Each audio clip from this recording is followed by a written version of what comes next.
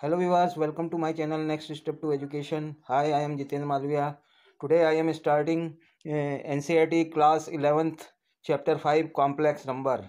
It is the introduction part. So let's start with complex number. But before we start, please like and subscribe and put the bell icon for upcoming video. Thank you. Okay, now start with complex numbers. What is the basic of complex numbers? In last classes यानी हमने 10th classes में quadratic equation पढ़ी हुई है ना. In last classes we learned about quadratic equation, जिसमें हम वो स्प्लिटिंग करते थे, डिस्क्रिमिनेंट निकालते थे हम. तो डिस्क्रिमिनेंट कैसे निकालते थे? ये जो हम स्प्लिटिंग करके एक्स के रूट से निकालते थे, इसका जो फार्मूला था minus B plus minus under root B square minus 4ac upon 2a. इससे एक्स के हम रूट निकालते थे, है ना. और उसके लिए हम ये चेक करते थे कि इसके रूट कैसे आएंगे, इमेजिनरी आएंगे कि रियल आएंगे कि इक्वल आएंगे. तो उसके लिए हम क्या करते थे, डी बराबर B square minus 4ac check करके देखते थे, है ना. तो यदि डी इज मोर देन 0 तो हमारे क्या आते थे, डिफरेंट और रियल रूट आते थे. डिफरेंट एंड रियल रूट आते थे, ठीक है ना. और यदि डी इक्वल टू 0 होता था तो 2 इक्वल रूट आते, 2 इक्वल रियल रूट आते थे, रियल रूट आते थे, ठीक है ना. अब इसके बाद जब हमारा d is equal to A, D is less than आता था 0 के, तो इसका मतलब ये आते थे हमारे इमेजिनरी रूट आते थे, रूट्स आते थे. तो हमको इनको हम सॉल्व नहीं करते थे कि इमेजिनरी रूट्स आएंगे इनके, है ना. तो ये इमेजिनरी रूट्स होते क्या हैं, मतलब यदि रूट्स आपके इस फॉर्म में आए, जैसे -√3 -√5 या -√4, तो इनको हम डिफाइन नहीं कर पाते थे, तो इसको हम छोड़ते थे, है ना. तो यही प्रॉब्लम को सॉल्व करने के लिए वी हैव गॉट आयोटा. हमने आयोटा को पाया है इसमें. तो आयोटा की जो वैल्यू रहती है, आयोटा की वैल्यू, इसको आई से डिनोट करते हैं, इसकी वैल्यू होती है √-1. और इसी से हमारे कॉम्प्लेक्स नंबर बने हैं, ठीक है. तो कॉम्प्लेक्स नंबर क्या होते हैं हमारे? Complex number combination of real and imaginary numbers. क्या होते हैं कॉम्प्लेक्स नंबर?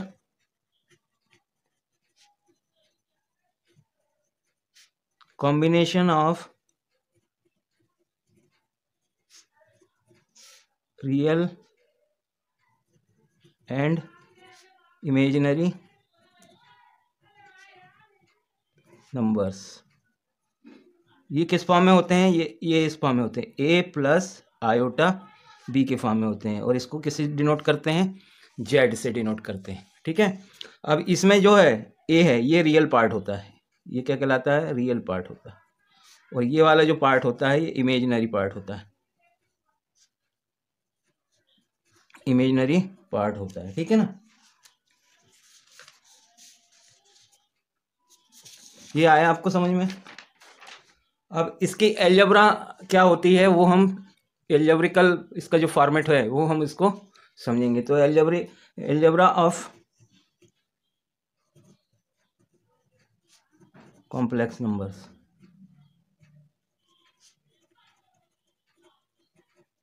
जैसे फर्स्ट है एडिशन, ठीक है. तो एडिशन, तो यदि हमको दो कॉम्प्लेक्स नंबर जोड़ना है z1 प्लस z2, तो उसको हम कैसे जोड़ेंगे?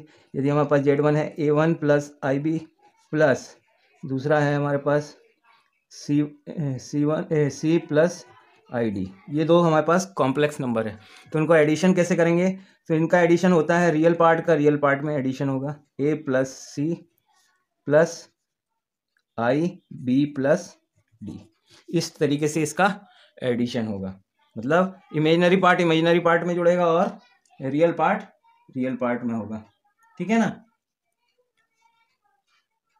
जैसे अब एग्जाम्पल ले लेते हैं, कोई एग्जाम्पल ले लेते हैं। जैसे हमारे पास कोई नंबर है, z इक्वल टू दिया है 2+3i, ठीक है, और z1 इक्वल टू, और z2 इक्वल टू दिया है हमारे पास 4+5i।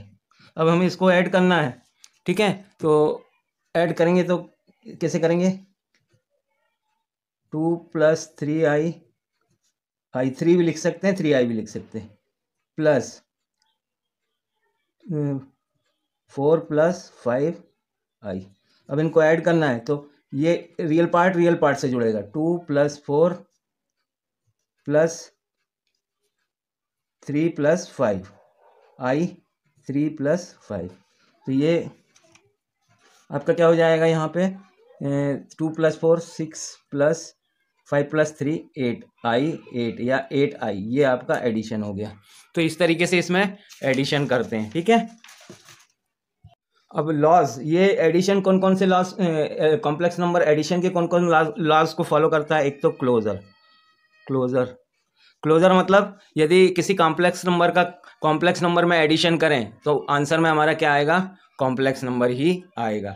तो ये आप इतना अगर मैं पूरा डिटेल में करूँगा तो हमको बहुत समय लग जाएगा, इसलिए ये मैं आपको, ये क्लोजर लॉ को फॉलो करेगा, फिर आपका कम्यूटेटिव लॉ को फॉलो करेगा, ठीक है, फिर एसोसिएटिव लॉ को फॉलो करेगा,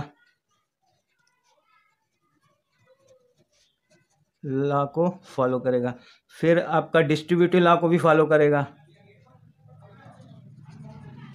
ये सारे लॉ को फॉलो करता है। अब एडिटिव आइडेंटिटी क्या होगी? एडिटिव आइडेंटिटी क्या होगी? जैसे हमारे पास क्या है, कॉम्प्लेक्स नंबर है a+ib, तो उसकी एडिटिव आइडेंटिटी क्या होगी? 0+0i या i0, है ना, बराबर क्या हो जाएगा? सेम नंबर आ जाएगा, a+ib। तो एडिटिव आइडेंटिटी क्या हो गई इसकी? 0+0i, 0+0i0 या 0i, ठीक है ना।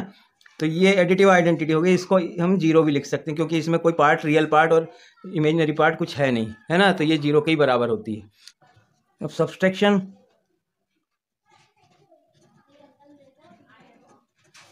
भी एज इट इज़, जैसे हम एडिशन करते हैं, बस ये इसमें ये लॉज को फॉलो नहीं करता है, ये कम्यूटेटिव और एसोसिएटिव इन लॉ को फॉलो नहीं करता है ना। तो सब्सट्रैक्शन कहीं पर भी नहीं करता है, चाहे वो कॉम्प्लेक्स नंबर हो, चाहे इंटीजर हो, चाहे आपके नेचुरल नंबर हो, है ना। तो सब्सट्रैक्शन कैसे करेंगे? वही सेपरेटली हम सब्सट्रैक्शन करेंगे। जैसे z1 बराबर है आपका a+ib और z2 बराबर है c+id, तो इसको सब्सट्रैक्ट करेंगे तो z1 minus z2 equal to क्या हो जाएगा? इसका सब्सट्रैक्शन इसका इससे हो जाएगा a माइनस सी प्लस, अब ये वाला इसको सब्सट्रैक्ट कर देगा ib माइनस id, ये हो जाएगा सब्सट्रैक्शन, ठीक है। तो इस तरीके से इसमें ये सब्सट्रैक्शन होता है। इसके बाद आता है आपका मल्टीप्लिकेशन। मल्टीप्लिकेशन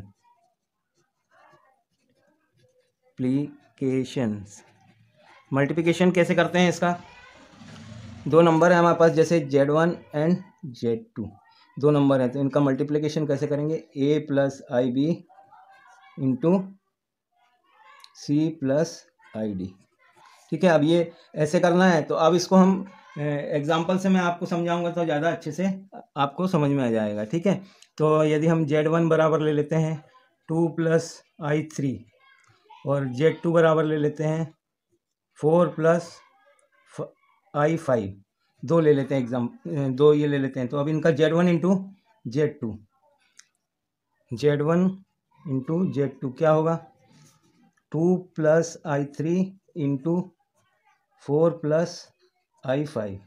तो अब इसको जैसे हम करते हैं मल्टीप्लिकेशन दो ब्रैकेट का, वैसे ही आपको मल्टीप्लिकेशन करना है, जैसे 2 का 4 से, है ना, या फिर इसको ऐसे लिख सकते हो आप 2 4+i5 प्लस i3 4+i5, ठीक है ना।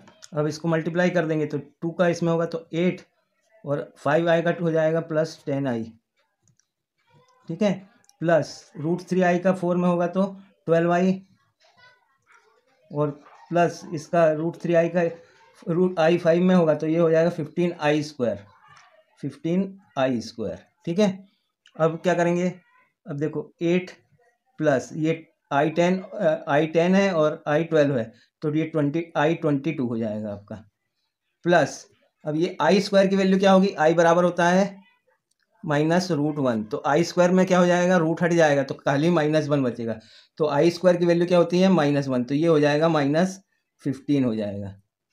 ठीक है ना, तो ये i² क्या हो जाएगा -15 हो जाएगा।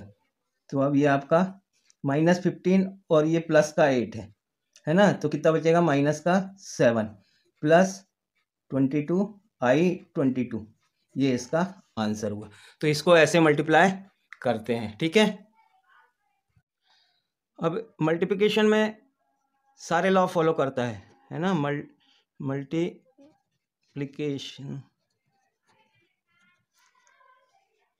मल्टीप्लिकेशन में क्या है आपका एसोसिएटिव, कम्युनिकेटिव, है ना, और आपका क्लोजर, ये सब लॉ फॉलो करता है। तो ये बेसिकली बुक में दिया हुआ है, आपको वो कर सकते हैं। इसमें मेन चीज़ है आपका मल्टीप्लिकेटिव इनवर्स।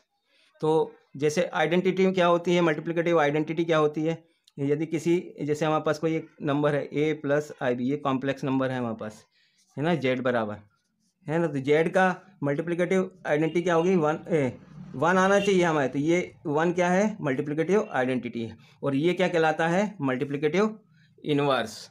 ठीक है ना, ये वाला क्या कहलाता है, मल्टीप्लिकेटिव इनवर्स। तो अगर हमको z का मल्टीप्लिकेटिव इनवर्स निकालना है तो क्या होगा, इसका z का मल्टीप्लिकेटिव इनवर्स क्या हो जाएगा, 1/z, यानी 1/a+ib, ये इसका मल्टीप्लिकेटिव इनवर्स हो जाएगा। ठीक है, ये क्या होगा, इनवर्स हो जाएगा। ठीक है, मगर जब इनवर्स में आप देख रहे हो नीचे क्या है आपका, इमेजिनरी पार्ट है, तो ये इमेजिनरी पार्ट आपका नहीं रहना चाहिए, है ना, इसको हम क्या करते हैं, रेशनलाइज कर देते हैं। तो आपका जो z इनवर्स, इसको 1/z को लिखते हैं z की पावर -1। इसको अगर हमको ऐसे डिफाइन करना है तो इसको हम करेंगे 1/a+ib। अब इसको हमको रेशनलाइज करना है तो हम क्या करेंगे, ऊपर a-ib और यहाँ पे भी a-ib, मतलब हमने ऊपर मल्टीप्लाई भी कर दिया a-ib से और नीचे भी गुणा कर दिया, है ना। तो ये क्या हो जाएगा, अब क्या होगा, ये रेशनलाइज हो जाएगा। तो ये जो हमको इमेजिनरी पार्ट है, ये इमेजिनरी पार्ट हमको नीचे नहीं होना चाहिए। तो इसके लिए अब क्या करेंगे, अब ये क्या हो गया, a+b a-b, दोनों का फार्मूला लग गया। तो ये क्या हो गया, a² माइनस ib का स्क्वायर। ठीक है, और ऊपर क्या आ गया आपका, a-ib। ठीक है, अब इसको सॉल्व करेंगे तो a-ib, अब ये a² माइनस, अब i का स्क्वायर, मतलब i मतलब क्या होता है, √-1, है ना, i का स्क्वायर क्या हो जाएगा, -1, तो ये क्या हो जाएगा, -15, है ना। तो यहाँ पे क्या माइनस माइनस, ये क्या हो जाएगा प्लस, और ये क्या हो जाएगा, b का स्क्वायर। तो ये z इनवर्स क्या आएगा आपका, a-b/a+b का होल स्क्वायर। ये z इनवर्स इस तरीके से निकालते हैं, है ना। कॉम्प्लेक्स नंबर में इसको इस तरीके से कभी नहीं रखते हम। ठीक है, तो ये अब z इनवर्स हमारा क्या आया था, a-ib/a+a² ये आया था। ठीक है ना, इसको हम ध्यान रखेंगे क्योंकि आगे मेरे को आपको एक चीज़ और बताना है। अब हम देखेंगे कि मॉड ऑफ z क्या होता है, मॉडुलस ऑफ z। तो मॉडुलस ऑफ z क्या होगा, मॉडुलस ऑफ a+ib, है ना। अब i की वैल्यू क्या होती है, √-1, है ना। तो ये क्या होता है, मॉड क्या होता है, इसमें पॉजिटिव और निगेटिव वैल्यू नहीं होती है। तो इसको जो मॉडुलस ऑफ कॉम्प्लेक्स नंबर को हम दिखाते हैं a² + b² की फॉर्म में दिखाते हैं। इसको ऐसे भी लिख सकते हैं, और या फिर a² + b²। तो किसी भी कॉम्प्लेक्स का नंबर उसके किसके बराबर होता है, a² + b² के बराबर होता है ना। ये चीज़ ध्यान रखना है आपको। और दूसरा है कॉन्जुगेट, z यदि हमारे पास कोई नंबर है a+ib, तो उसका कॉन्जुगेट क्या होता है, उसको कॉन्जुगेट को हम दिखाते हैं z से। तो वो होता है जो इमेजिनरी पार्ट है, यहाँ पे जैसे यदि प्लस है तो इसका इमेजिनरी पार्ट चेंज हो जाएगा, a-ib, ये कॉन्जुगेट कहलाता है, यानी खाली इमेजिनरी पार्ट का साइन चेंज होता है। यदि यहाँ पे a माइनस आई बी होता तो यहाँ पे a प्लस आई बी हो जाता। ठीक है, तो ये कॉन्जुगेट आपको समझ में आया कि इमेजिनरी पार्ट का साइन चेंज कर देते हैं तो कॉन्जुगेट बन जाता है। ठीक है, अब इसी से हम जेड इनवर्स निकालेंगे। तो जेड इनवर्स बराबर होता है conjugate of Z and mod of Z. तो कॉन्जुगेट ऑफ जेड क्या हमारा a minus I B, A plus B का, और मॉड जेड क्या है a square plus B square. ठीक है ना, तो ये देखो अब ये वैल्यू है और जेड इनवर्स हमने निकाला था जो मेथड से, वो दोनों सेम है ना। तो हमको किसी भी चीज़ का अगर इनवर्स निकालना है तो ये मॉड कॉन्जुगेट ऑफ जेड और mod Z divided by mod Z, तो ये आपकी जेड इनवर्स की वैल्यू निकल आएगी। तो ये आई आपको समझ में। अब डिवीजन ऑफ कॉम्प्लेक्स नंबर,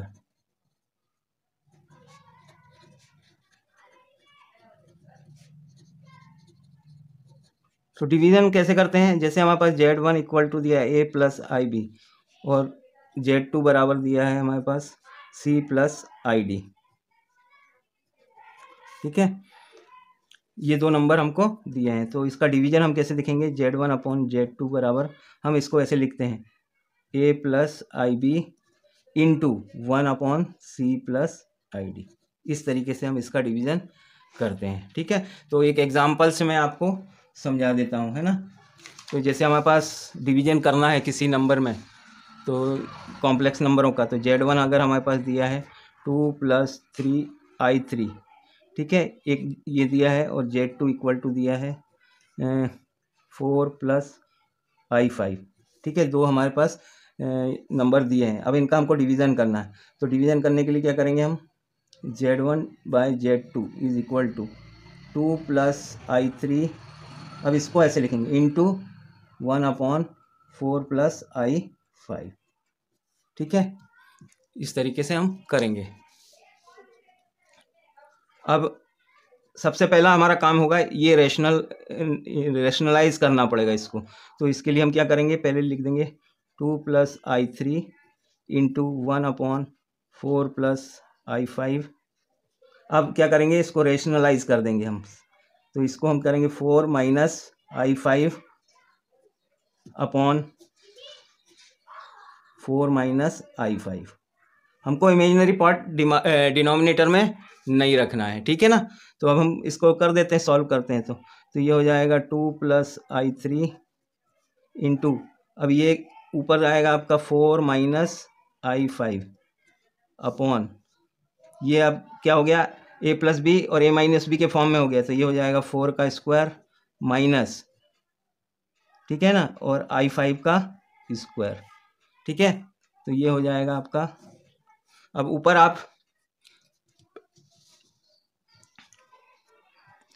आप गुणा कर दो, मल्टीप्लाई कर दो ऊपर, तो 2 × 4 क्या हो जाएगा 8, फिर 2 × i5 है ना, माइनस का है, तो माइनस का 10i लिख लो चलेगा, है ना। 2 × 5 2 × हाँ, अब i3 का मल्टीप्लाई करेंगे 4 में, तो ये आ जाएगा प्लस i3 4 × 3 = 12i। ठीक है, और ये i3 का मल्टीप्लाई करेंगे i5 में, तो 15i² हो जाएगा, है ना, और ये साइन है माइनस का, तो -15i²। ठीक है, अपॉन ये 4 का स्क्वायर क्या हो गया 16 प्लस 5i का स्क्वायर, 5 का स्क्वायर तो 25 हो गया, लेकिन i का स्क्वायर -1 होगा, तो ये माइनस माइनस क्या हो जाएगा प्लस हो जाएगा, तो ये हो जाएगा 25। ठीक है, अब इसको आगे बढ़ाएंगे, तो ये देखो -10 है और ये +12i है ना, तो ये बचेगा यहाँ पे 8 -10 और +12, तो ये प्लस का 2i बचेगा, और अब ये -15i² है ना, तो i² क्या होता है -1, तो यहाँ पे प्लस हो जाएगा, तो ये +15 हो जाएगा, है ना, और बटे में डिनोमिनेटर में क्या हो जाएगा 41, 16 और 25 41, तो अब क्या होगा ये 15 और 8 कितना हो गया 23, प्लस 2i अपॉन 41। ठीक है, तो अब इसको चाहो तो आप इसको ऐसे भी लिख सकते हो 23/41 प्लस i 2/41। ये आपका आंसर हो गया। ठीक है, तो इस तरीके से डिवीजन करते हैं हम लोग, है ना।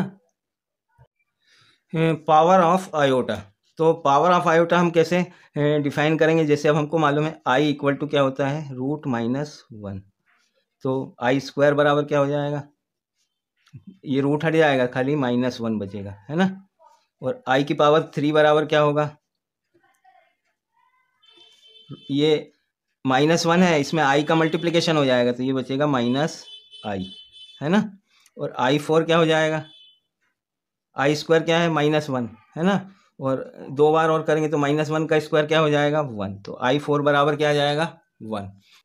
आई की पावर 4, है ना, आयोटा की पावर 4 हमको मालूम है 1 है इसका, तो आयोटा की power 4k is equal to 1 ही होगा। 4 के जितने भी मल्टीपल होंगे उनका आंसर क्या आएगा 1 आएगा। ठीक है, और अब यदि हमारे पास आई की पावर 4k प्लस 1 है ना, तो 4k प्लस 1, तो इसको हम ऐसे लिख सकते हैं आई की पावर 4k इंटू आई, है ना। तो यहाँ पे ये तो 1 है और ये खाली आई बचा, तो यहाँ आई आएगा, आई की पावर 4k प्लस 1 आई आएगा, है ना। और आई की पावर 4k प्लस 2, आई की पावर 4k प्लस 2, तो इसको कैसे लिख सकते हैं आई की पावर 4k इंटू आई की पावर 2, तो आई की पावर 2 क्या होता है -1, तो यही आंसर आएगा -1, है ना। और आई की पावर